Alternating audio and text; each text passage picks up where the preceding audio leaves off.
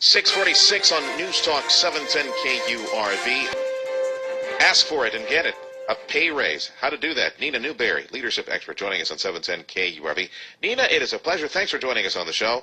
Sometimes you need to know what to ask for. I mean, you know you want a raise, you want more money, but how specific must we be, and should we always shoot high?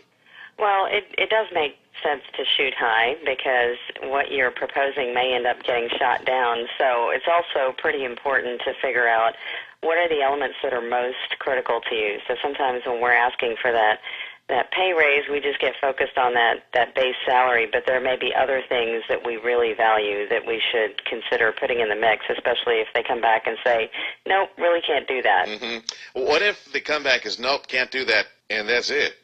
Okay, no counteroffer? You're not going to meet me halfway? I mean, what does that say about what might happen next? Well, I think part of the role here, though, is when you are asking for a pay raise is for you to come back with some alternatives.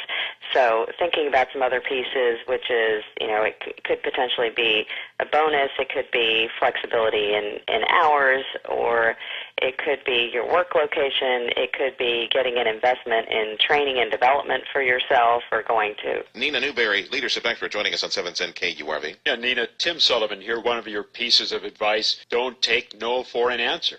So how do you do that in a way that you don't show your disappointment, or in a way you don't come off as pushy? Well, so one of the things that I have a lot of my clients do is actually think ahead of time about how they want to show up in the conversation. So if a key piece of this is to show up with confidence and enthusiasm and someone who's not going to back down, a lot of times I have people think through, what are the words that you would say? So let's talk about this, let's role play this. So this isn't the first time you're going to be saying it when you're in the middle of a negotiation. And there's a key element here around your tone of voice and body language, because you could be saying whatever words, but if you don't look confident and you're looking pretty nervous and like someone who's going to back down, that's going to work against you. So it almost seems like you need a professional trainer for something like this. Yeah, it helps. I think even just sitting down and doing the exercise on your own in terms of writing down your thoughts and being very clear and brainstorming the different obstacles that might come up, because a lot of times you're pretty familiar with the person you're going to have the discussion with and, their orientation and the kinds of things they might throw at you. So just simply taking a few minutes to anticipate that and saying, what would I do in each situation? So you have to sell yourself. What research do you do? What background info do you gather to go in and make your case? Well, so there's internal and external information. So on the internal side, be really clear about how you're viewed today.